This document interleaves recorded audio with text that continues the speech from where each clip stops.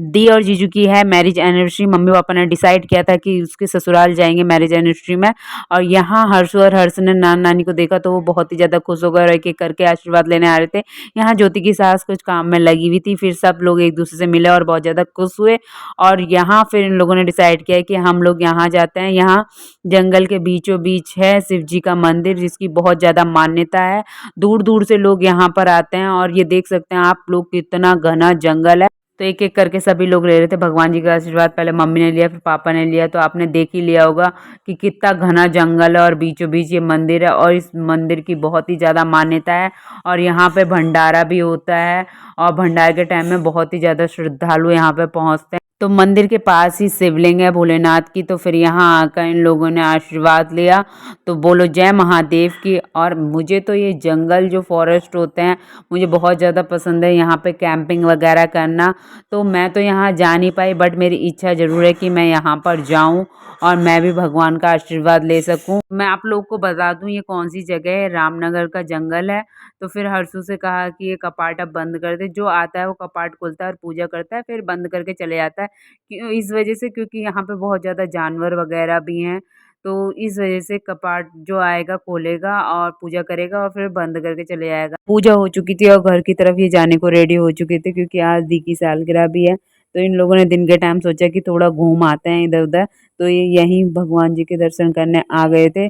और यहाँ मम्मी को दिखा करी पत्ते का पौधा।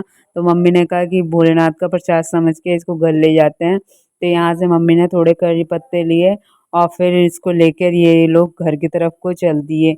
तो यहाँ से फिर ये लोग चल दिए थे, क्योंकि दी की कॉल भी आ रही थी कि सब कुछ रेडी हो चुका है, काफ़ी लेट हो गए हो, जल्दी ले आओ।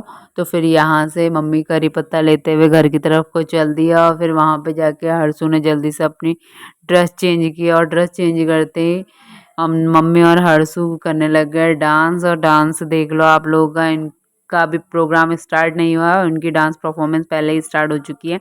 दोनों कर रहे हैं नानी और नातनी इंजॉयफुल। तो दी और जीजू बैठ चुके थे केक कट करने। यहाँ जीजू जला रहे हैं स्पार्कल वाली candy. Wish you a very happy anniversary both of you, आप हमेशा ऐसी खुश रहें।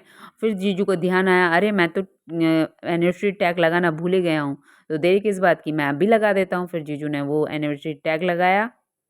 तो यहाँ दी की सासू माँ थाली तैयार कर रही थी टीका लगाने की। और वहाँ हर्षु का आप देख सकते हैं, उसने एक एक करके सबको केक खिलाना स्टार्ट कर दिया। सबसे पहले अपने पापा को, मम्मी को और फिर अपने भाइयों को। और यहाँ अभी थाली तैयार नहीं हुई थी, पर बच्चे तो बच्चे होते हैं ना।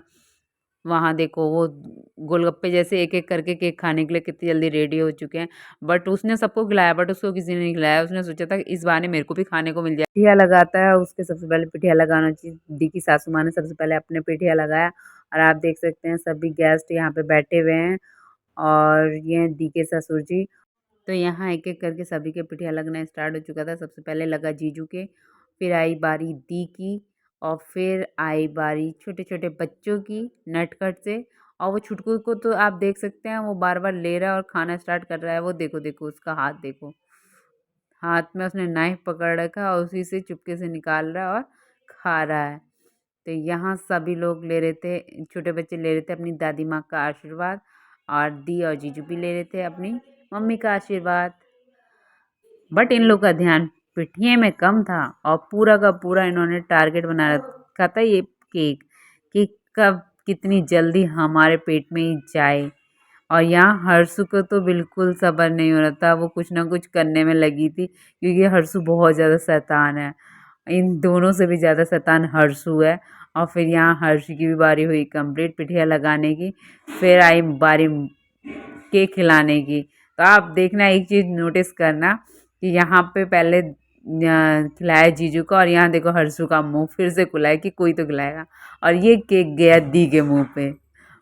अब आई गई फाइनली हर्षु की बारी। चलो फाइनली मिल गया। और इसको देखो छुटकू को मुंह पहले ही खोल दे रहा है केक कि मेरे को केक खिलाएंगे।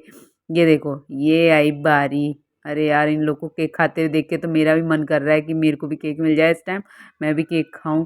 और यहाँ दादी ने लगाया छुटकू को केक। फिर आई बारी मम्मी की, मम्मी ने भी टीका लगाया और शगुन जो देना होता है वो दिया दी और जीजू को। और फिर इन लोगों ने लिया आशीर्वाद मम्मी का भी। और यहाँ पापा बना रहे थे वीडियो छुटकू की, जीजू की और दी की।